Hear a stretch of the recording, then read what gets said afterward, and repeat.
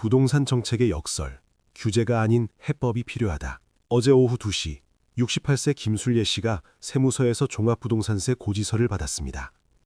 금액을 보는 순간 다리에 힘이 풀렸습니다. 1,500만 원이었습니다. 작년보다 2배가 올랐습니다. 김 씨는 서울 변두리 낡은 아파트 한 채를 가지고 있을 뿐입니다. 평생 살던 집입니다. 투기를 한 것도 아니고 재산이 많은 것도 아닙니다. 그런데 세금 폭탄을 맞았습니다. 국민연금과 기초연금을 합쳐도 월 100만 원인 김 씨에게 1,500만 원은 천문학적 숫자였습니다. 김 씨는 멍하니 서 있다가 중얼거렸습니다. 도대체 나한테 무슨 죄가 있다고 이러는 걸까요? 많은 중년과 시니어분들이 부동산 정책 때문에 고통받고 계십니다. 집값을 잡겠다는 명목으로 쏟아진 규제들이 정작 서민들을 옥죄고 있습니다. 투기꾼을 잡으려다 선량한 시민들이 피해를 봅니다. 오늘 이 시간 부동산 정책의 역설과 진짜 필요한 해법이 무엇인지 함께 생각해 보겠습니다. 끝까지 보시면 우리가 왜 이런 고통을 겪어야 하는지 그리고 어떻게 해야 하는지 명확히 알게 될 것입니다. 부동산 정책의 첫 번째 역설은 세금입니다. 집값을 잡겠다며 보유세를 올렸습니다. 종합부동산세, 재산세가 폭등했습니다. 그런데 이것이 정말 집값을 잡았을까요? 오히려 서민들만 힘들어졌습니다. 평생 한 집에 살던 사람들이 세금 폭탄을 맞았습니다. 67세의 박영수 씨가 바로 그 피해자입니다. 박 씨는 서울 마포구에 30년을 살았습니다. 젊은 시절 빚내서 산 아파트입니다. 20년 동안 대출을 갚았습니다. 마침내 내 집이 되었습니다. 그런데 집값이 올랐습니다. 박 씨가 오른 것이 아닙니다. 시장이 오른 것입니다. 집값이 오르자 세금도 올랐습니다. 재산세가 2배로 뛰었습니다. 종합부동산세도 새로 나왔습니다. 합치면 1년에 2천만 원이 넘었습니다. 박 씨의 월 수입은 국민연금 60만 원이 전부입니다. 1년 수입이 720만 원인데 세금이 2천만 원입니다. 말이 됩니까? 박 씨는 집을 팔 수밖에 없었습니다. 세금을 낼 수 없었습니다. 30년 살던 집을 떠났습니다. 경기도 외곽으로 이사했습니다. 집값이 싼 곳으로 갔습니다. 친구들과 헤어졌습니다. 익숙한 동네를 떠났습니다. 병원도 멀어졌습니다. 박 씨는 눈물을 흘렸습니다. 죄도 없는데 쫓겨났다고 말입니다. 정부는 말합니다. 집값을 잡기 위한 불가피한 조치라고 말합니다. 하지만 정말 집값이 잡혔습니까? 박 씨 같은 서민들만 쫓겨났을 뿐입니다. 진짜 부자들은 끄떡 없습니다. 세금을 낼 능력이 있기 때문입니다. 오히려 서민들이 집을 팔고 나가니 그 집을 부자들이 삽니다. 부의 집중이 심화됩니다. 두 번째 역설은 대출 규제입니다. 집값을 잡겠다며 대출을 막았습니다. LTV를 맞췄습니다. DTI를 강화했습니다. DSR까지 도입했습니다. 그런데 이것이 누구를 힘들게 했을까요? 내 집 마련을 꿈꾸던 서민들입니다. 70세의 이정수 씨 아들 이야기입니다. 아들은 40대입니다. 평생 월세로 살았습니다. 드디어 돈을 모았습니다. 계약금과 중도금을 마련했습니다. 은행 대출만 받으면 집을 살 수 있었습니다. 그런데 대출이 안 나왔습니다. 규제가 강화되어서였습니다. 아들은 좌절했습니다. 10년을 모은 돈이 무용지물이 되었습니다. 집값은 계속 올랐습니다. 대출 규제로 시간을 끄는 동안 집값이 더 올랐습니다. 이제는 계약금조차 부족합니다. 다시 처음부터 모아야 합니다. 언제 집을 살 수 있을까요? 이 씨는 한숨을 쉽니다. 정부가 내 집 마련을 막고 있다고 말합니다. 반면 부자들은 어떻습니까? 현금이 많습니다. 대출이 필요 없습니다. 오히려 비회입니다. 대출 못 받는 서민들이 집을 못 사니 경쟁자가 줄었습니다. 여유롭게 집을 삽니다. 규제가 서민은 막고 부자는 돕는 역설이 발생합니다. 세 번째 역설은 공급 규제입니다. 집값을 잡겠다며 재건축과 재개발을 막았습니다. 신규 분양도 억제했습니다. 공급을 줄였습니다. 경제학의 기본 원리가 있습니다. 수요는 그대로인데 공급을 줄이면 가격이 오릅니다. 당연한 이치입니다. 68세의 최영수 씨가 이것을 목격했습니다. 최 씨가 사는 동네에 재개발이 예정되어 있었습니다. 낡은 빌라들이 새 아파트로 바뀔 계획이었습니다. 주민들은 기대했습니다. 드디어 좋은 집에서 살 수 있겠다고 생각했습니다. 그런데 정부가 재개발을 막았습니다. 집값을 자극한다는 이유였습니다. 재개발은 무산되었습니다. 주민들은 계속 낡은 집에서 삽니다. 화장실은 좁고 곰팡이가 핍니다. 단열이 안 되어 겨울에 춥습니다. 하지만 어쩔 수 없습니다. 정부가 막았으니까요. 동네 집값은 어떻게 되었을까요? 올랐습니다. 재개발이 막히니 공급이 줄었습니다. 새 아파트가 안 들어옵니다.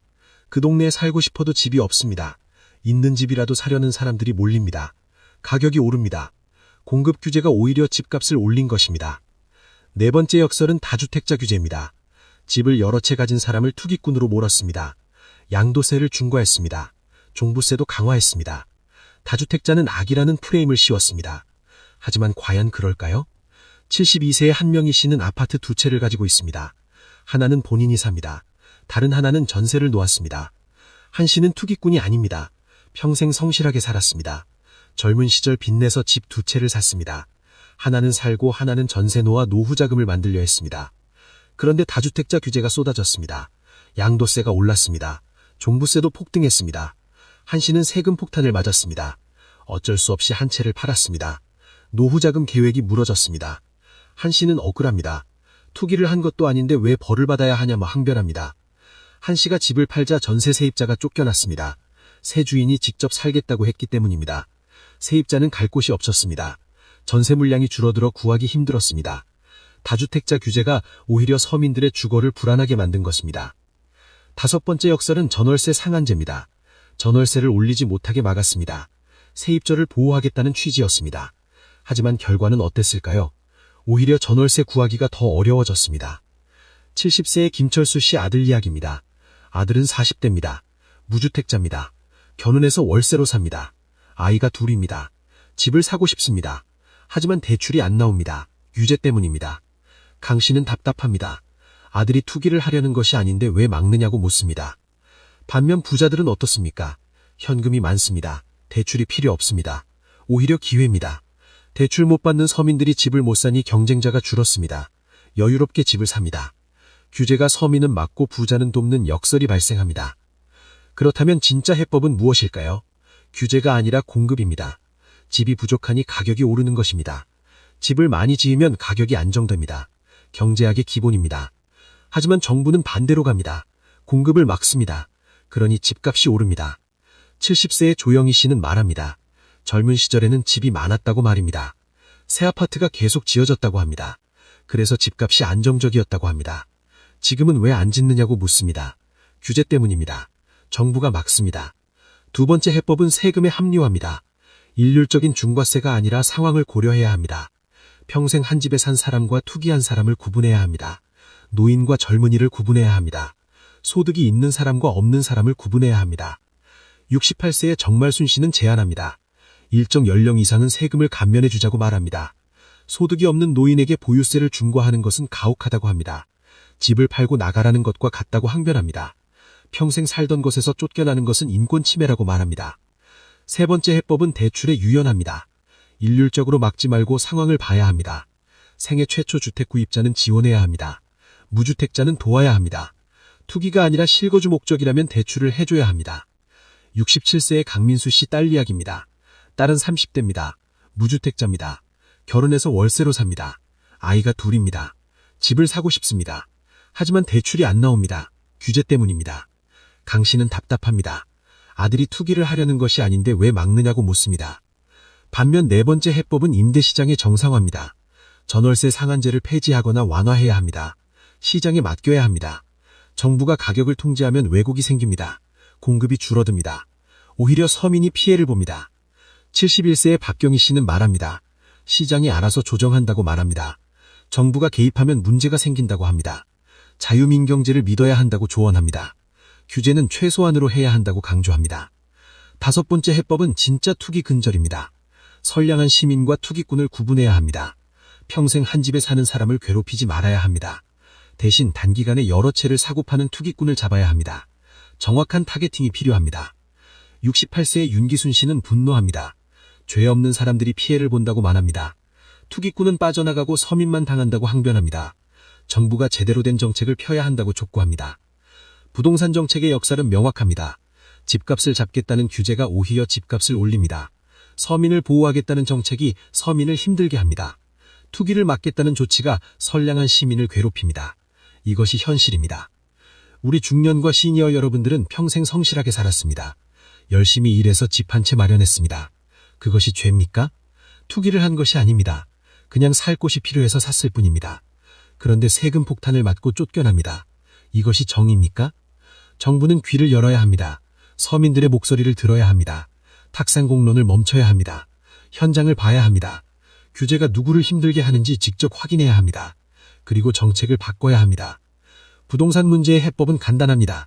공급을 늘리고 규제를 줄이는 것입니다. 시장에 맡기는 것입니다. 정부는 최소한만 개입해야 합니다. 진짜 투기만 막으면 됩니다. 선량한 시민을 괴롭히지 말아야 합니다. 우리는 목소리를 내야 합니다. 잘못된 정책에 반대해야 합니다. 침묵하면 바뀌지 않습니다. 말해야 합니다. 우리의 고통을 알려야 합니다. 그래야 정부가 됐습니다. 그래야 정책이 바뀝니다. 주변 사람들과 이야기하십시오. 같은 고통을 겪는 이웃들과 연대하십시오. 함께 목소리를 내십시오. 작은 목소리가 모이면 큰 힘이 됩니다. 변화는 우리 손에 있습니다. 오늘 이 영상이 부동산 정책의 문제점을 이해하는 데 도움이 되었기를 바랍니다. 궁금한 점이나 의견이 있으시면 댓글로 남겨주십시오. 함께 이야기를 나눠봅시다. 이 내용이 공감되셨다면 구독과 좋아요 부탁드립니다. 앞으로도 중년